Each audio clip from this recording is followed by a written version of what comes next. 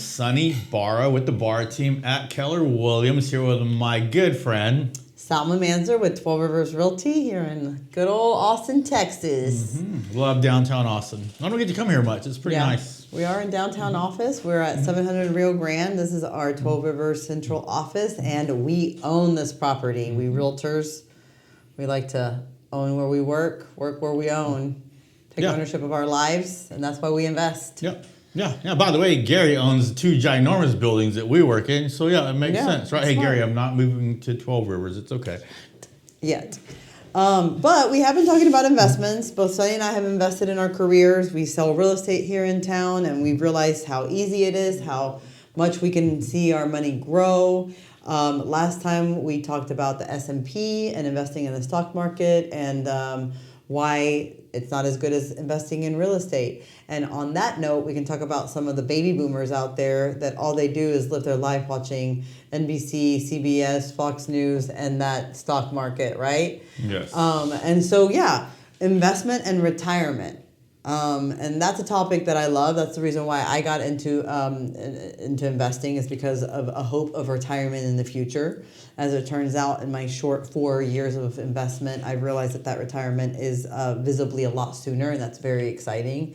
And then it's changing my definition of retirement. I come from an entrepreneurial immigrant family. We've owned our businesses our whole lives. That's what I was raised with. And I always thought I would raise kids and have a part-time job with a husband who had a full-time job, and that I would take care of real estate and take care of kids. Not quite the way my life has gone, but guess what? I still have the real estate. Instead of having a part-time real estate career here with my investments, and then having a part-time kids, I just have a fun life, as it turns out, which I'm okay with. Yeah, instead of having a husband, you have me to spend all this time with, trying to figure out how to help people build generational wealth through real estate. That's right. And it's fun helping people. And here we are, building retirement, building wealth through investing. And we also want to talk about, not only is real estate a vehicle for direct aid to be investing, you pay my mortgage with rent, and then in 3 years it's worth more, and I cash out, refi, and take more money, and then some new person comes to Austin and thinks that they're getting a deal with that elevated rent, and they continue to pay my mortgage, and 3 more years go down, and then I buy another property and I cash out, refi, and then some newer comers come in, and they're used to paying higher rent, so they're okay with the rent increase. And that's how it would work in a normal, positive, upwardly trajectory, right? Which we all hope for, which people were living for the most part in the last 10 years in Austin. So it's not something that hasn't happened before. I would say that a lot of my investor friends and clients, including my brother, bought over 10 years ago and have seen mostly an upward trajectory with their investment, right? And so now, retirement. How does the rich get richer with investments? How does it work? By leveraging money, and leveraging money in the form. We just talked. I think we were talking about let's call it famous Texas families, which are the butts. We're just talking about people who have businesses, but that business ends up being the real estate. Actually, I just ran into my neighbor who owns a restaurant, a burger chain here. And I was sitting in her parking lot trying to enjoy my ice cream. Which one? Give the burger a plug. It's Culver's. Mrs. Elaine. Hi, Mrs. Elaine. She's awesome. She owns Culver's. And she was just talking about that. She's like, right now, to start a Culver's, the build out for a Culver's is $5 million to build out a Culver's right now. That's crazy. But what she did with her Culver's, she was able to separate so she opened this Culver's a long time ago. She actually opened one in Kerrville even before then, but she owns one in South Austin. And she was able to separate her business between the business and the land and the property. Why? Because she can sell her business and still keep the land. Yep. Sell the business and still keep the land. Yep. I mean, they're not making more land. No, they're not. And so what we can do, not on that level because she's been at this for a long time, right? But we can teach our people how to separate their businesses, call it property management, let somebody else do that, and the land. And the land is the home that you bought as an investment property. Right. And I mean, I tell people all the time that are starting new businesses invest in the property, invest in the land along with the business Correct. if you can, because everything is hard at the beginning. Getting a loan to buy a new business is a difficult thing. If you're already following in that task and succeeding in it, then borrow a little bit more and try to buy the real estate as well. For sure. It will benefit you in the long term more than that business. How many people do you know who have started multi businesses, right? But so many. Right. And they start and they're successful, and then some grow, some don't.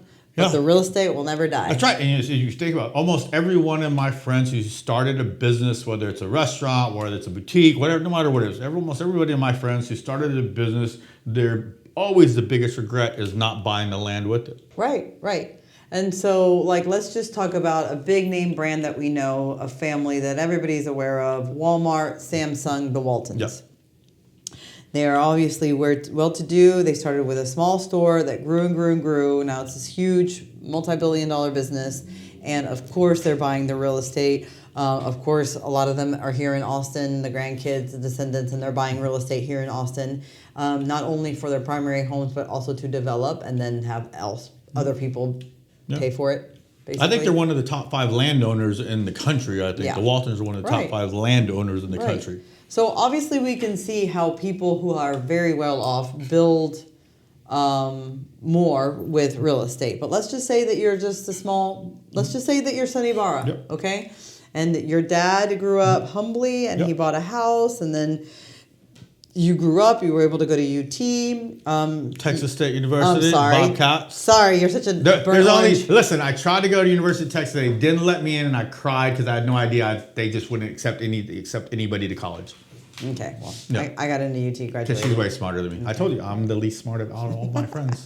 Anyway, all to say, so you moved Yes. to Austin, you were going to Texas State, you started working, and I'm just giving you an example of a regular person. That's right. Because, like, I'm not even that regular. I mean, like, I might be an immigrant, but, like, I am an Arab princess. Yes. You come from a hardworking family. I'm just going to give my few second story here because, yes, my family's combined income from the time I was born till I was 12 years old was probably $5 an hour. And I had 2 younger sisters. We lived in a 2-bedroom, 1-bath home. My dad worked from 6 a.m. to 6 p.m. 7 days a week for almost a majority of my life. Right. And so what Salma's probably alluding to is if somebody like me can come from that to where we're sitting here right now. And to where you're going, more And to where importantly, I'm- because we're talking about where I'm inheritance, we're going. talking about retirement, we're talking about going. generational wealth. My dad did not even believe my job was real until a few years ago, sitting in my driveway saying, okay, son, I realized that this is a real job for you, right? Yeah. He didn't think people needed help to buy a home. He would never think of that. But the reality is I'm building generational wealth not only for my kids, but for my family. My dad is never going to have to worry about things again. Right. He's not going to have to worry about his kids, his sisters, his grandnieces, his nieces, his nephews, because what we're working on, what I want to work on with everybody. As a matter of fact, we talked about retirement. My definition of retirement is to go and live somewhere for 2 weeks, but when I come back here for 2 weeks, I have my appointment set up with my friends, with my family, to be ready to buy whatever the next investment home is that I can find is the next best investment home that's out there. Mm-hmm. And so I'll work for 2 weeks and I will vacation for 2 weeks. That's my form of retirement, because in my retirement, I want to help people do what I'm doing. Right. But okay, like, break it down a little bit further, Yep. because I want you to get to the part of, like, we're talking about generational wealth. Yeah. Okay? Like, we're talking about somebody who came from very little means, from a very hardworking family, and your father bought his first house and son, and here you are, you're married, you have 2 kids. We're talking about generational wealth. How are you growing your portfolio for that general wealth? What's a 1031 exchange? Yep. What are you doing with that? And when you die, It's why real do estate you trust. care? All of it. It's real estate trust. The real estate trust, 1031 exchanges. Like, I have my investment strategy personally is always going to be new construction if I can. Reason it's because there's a lot less risk. Typically, everything's under warranty for the first year. You have, it's called a 210, which 2 years, your plumbing, electrical is under warranty. Your structure and foundation is typically 10-year warranty. And I know that over like the first 3 years, I'm probably gonna have very little to do with except for air conditioning because in Texas it's super hot and our ACs are always being overworked. But then I can also buy a 5-year warranty plan from my friend Melissa at Choice, and for $2,500, I don't have to really worry about anything for 5 more years. But let's go back to just leveraging. If once those homes become 10 years old, I'll most likely sell them in a 1031 exchange. And within that 1031 exchange, all that means is I can sell that home, and whatever profit I make, it will be tax-free because I'm going to be using the proceeds from that home to buy new real estate, which will be more new construction homes. And by that time, 10 years later, I could probably leverage to buy 2 or 3 more on each home that I currently own, assuming I didn't already cash out refi along the way to continue to buy them, because I'd rather buy them sooner rather than later. Break. So what he's saying is that he's going to have this real estate. He's going to have it for 10 years, regardless of all the leveraging that's going to happen, cash out refining in that 10 years. By the end of time, by the end of some of that time, he is going to then sell that stuff, and instead of paying, so he's already a well-off man because in these 10 years, he hasn't stopped working. He's still helping people buy and sell homes. Maybe he's helping less people buy and sell homes, but he's still working and he's still making money. So what I'm saying is that he's working along, paying down his 10 properties, cash out refining along the way. And at the end of all of this money making and money moving and investing and growing, he's going to take whatever he sells and take that profit, and the government is going to let him not pay taxes. So he's going to keep more of that money in his pocket. And that's how you start building wealth, because when you sell something and you don't have to pay a big chunk of it away to Sam over here, the government, then you have more to work with, and then you can reinvest that into something else. And you're just keeping more of the pie each time, more of the pie each time, more of the pie. Yes. The part that I'm going to get to is the generational wealth, where Sonny's not around anymore, and everything is in a trust, and his daughters don't know. Like as you age, you want less heartache. You want less. You want less headache. Correct. So you want less renters. So you want to sell that property. Again, you're not going to pay taxes on it because you're going to put it in a 401k, but then you're like, well, where am I going to put it? Because I'm getting older and I don't want more real estate to then have to take care of. Salma, I'm 80 years old and my daughter is busy doing PT work, helping people physically and living her best life. She doesn't want to manage real estate either. And also, as my portfolio gets bigger, maybe that real estate portfolio is getting bigger and that's just more to handle. That's more stress on my daughter. And she's trying to live her life. That's why I invested in all this real estate so that she could be happy and not stressed. So then what happens when you die? You sell all that then you don't want to invest into something that's going to be more work. You invest that into an even bigger portfolio that might be the Sams and the Waltons. It might be the HEBs. And then you're investing in the big circle with the big money. Estate. And you're getting a small percentage of this huge pie that's just coming into your bank account. You don't have to check the light bulbs at Walmart or HEB to see. You don't have to see if there was a flood or not. This is just money. This is just you living your life on a yacht. This is just you having generational wealth. Yeah, you can work at Habitat for Humanity, Mobile Lowe's forever. You literally can just be helping people the whole entire time. And you know that your money's going to be in good hands with somebody like that because they understand real estate at the highest level, at the $100 million, the $200 million level, the $1 billion level of real estate, right? And the best part about that is that then you're making a profit off of that lease that HEB has. Yep. And you're making money that, number one, you can invest, or number two, you can give away to nonprofits. Right. Like, again, other ways of enjoying the money that you're not having to pay taxes on, but like it just piles on and piles on and piles on, like with no worry. That's education. That's generational wealth. It's generational wealth. You get to choose what you get to do for the future. You're not forced to take a job. Like, listen, I have some of the smartest friends right now, my buddies that are unemployed, and it makes me sad. Yeah. You know, because if they would have been taught what we're trying to tell everybody right now from the time they were in middle school, they would not ever have to worry about money again. But nobody's teaching people that. Because let me just tell you that, like, you are gonna be on your deathbed with money in a fund, and it might be a small fund, it might not be the biggest fund, but it's gonna be in a fund that's gonna continue to reap money long after you're gone. And the truth of the matter is that no amount of work, like no doctor, no real estate agent, like I can't make enough money to do that for my future people.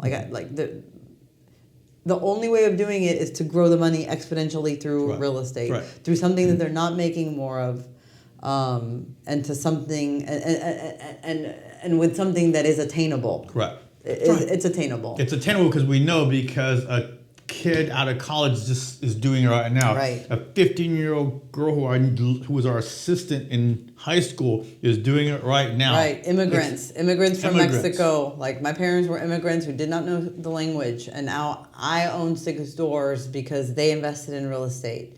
My brother is who he is and has the lush life because we invested in real estate. So it means it's attainable, right? If we can do it, you can do it. One of the things I just want to talk about is how we can make it easier or less stressful for our clients. And that's going to have everything set up for them in advance, right? We will have the property manager for them. We will have the home warranty company for them. We'll have the insurance company for them. We'll take all that decision making away from them so they don't have to worry and stress about it.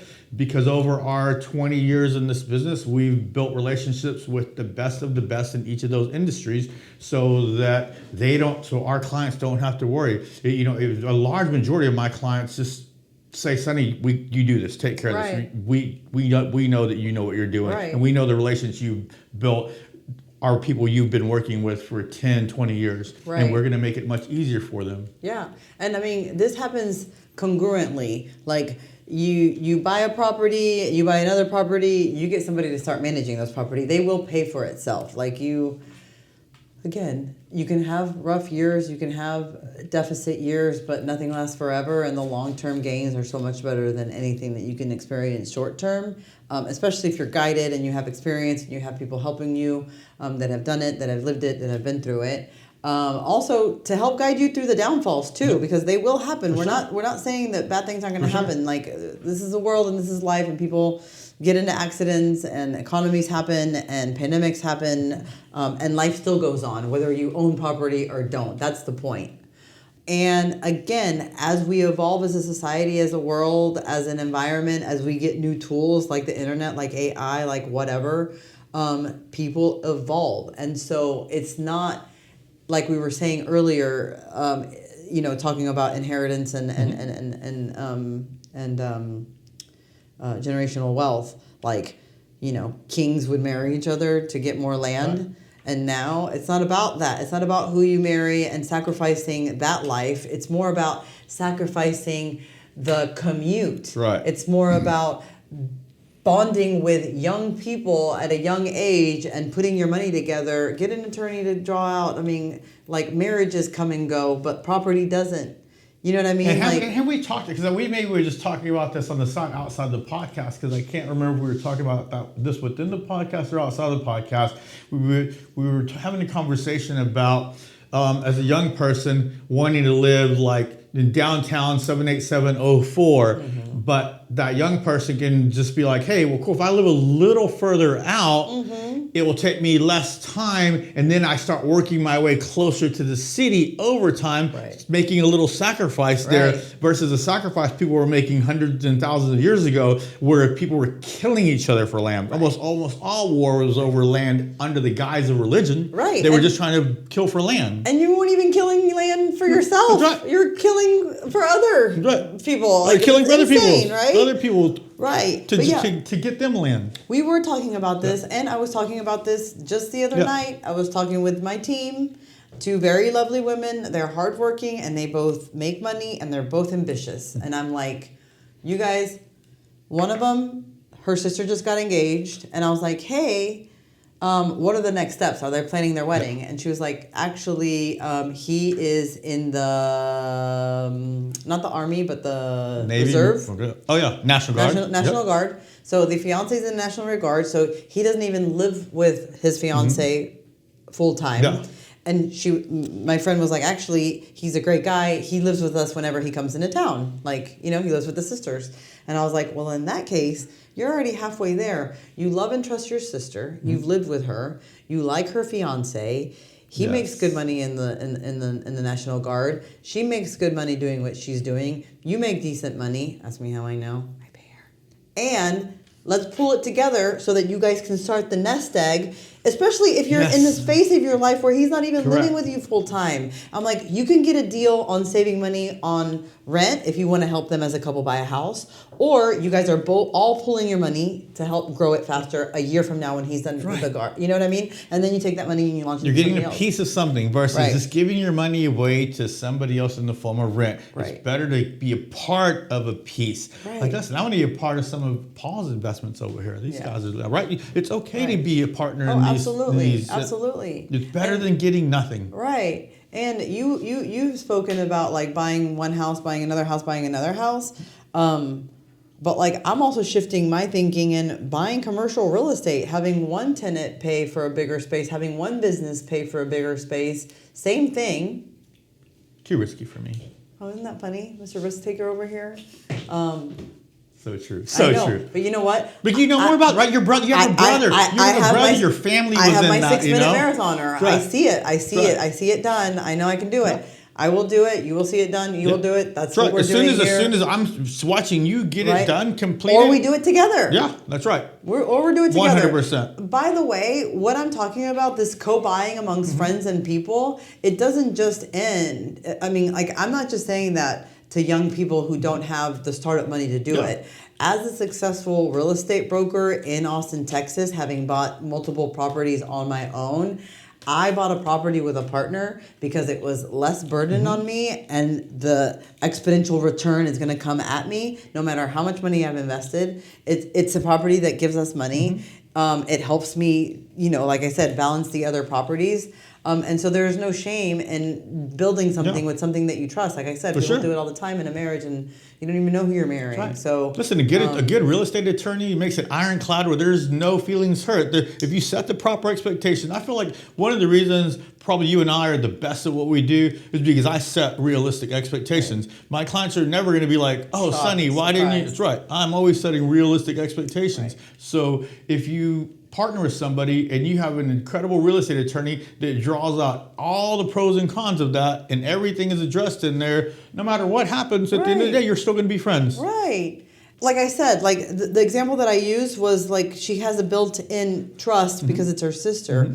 But in this day and age, like I said, like it's easier to sacrifice when you're young. It's easier. Like it's easier for people to communally live together and share a bathroom and build that money then. Even if it's not your sister, even if it's just a couple of friends that you're doing this with, even if it's a couple of friends that you see day in and day out. I was talking to this other girl that works with me, and she was like, well, but I want to live by my friends. And I'm like, but right now you are sacrificing to live in a little one bedroom so that you guys can all see each other when if you had something, even if it was 40 minutes away, you could host, you could have people see what you're doing, people start buying in that area, right? So it's possible, like I said, in 2025, people look different, families look different, businesses look different, people are doing things a different way. Yes, if you're a trust fund and don't have to work and have parents that will give it to you, go for it. Yes, if you're not a trust fund but you're middle America and you're having to get a job out Walmart, whether you're 18 or 20 and you're saving up money, there's opportunities where you don't have to put a whole lot down. We're here to talk about all those opportunities from the get-go when you're 18 to when you're 85, dead and beyond. Right. Because you're all going to teach my kids how to manage it. And really, at the end of the day, that just means following up with accountants and attorneys and bankers, right? My kids will just have to have a meeting monthly. And as a matter of fact, I could put it on and say, hey, you're going to have a 1-hour meeting every week. But in return, you're going to have hundreds of thousands of dollars income. And then you can go do whatever you want. And the truth of the matter is that the chances of this working out so that you are then living off of the interest. You're not even touching the original seeding of money that you put in. You are working and living off of interest. Working and living off interest. That means you're living off of it, and then you're taking that interest, that money that was never yours to begin with, and investing it in other stuff to make it grow. Right. So 50-50, my plan is 50-50. So for every 50% is going to go back into buying real estate, and the other 50% gets distributed to everybody in my family. yeah. As long as you're participating. Right. And for me, it's going to go into real estate, and then the other 50% is going to go in the business in front of me that's bringing me joy. Yep. Well, we've covered a lot.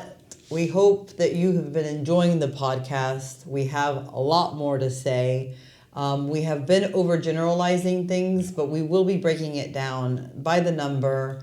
Proof is in the pudding, not only in what we say, but we will continue to buy real estate. So hopefully we'll have more examples of our success. Hopefully what we do, you can do. If I can do it, you can do it. Sonny? If I can do it, anyone can do it. That's right. Thank you for following us. YouTube, Insta, Facebook. We've got clips everywhere. For the long form, follow us here and stay tuned for more. See y'all next time.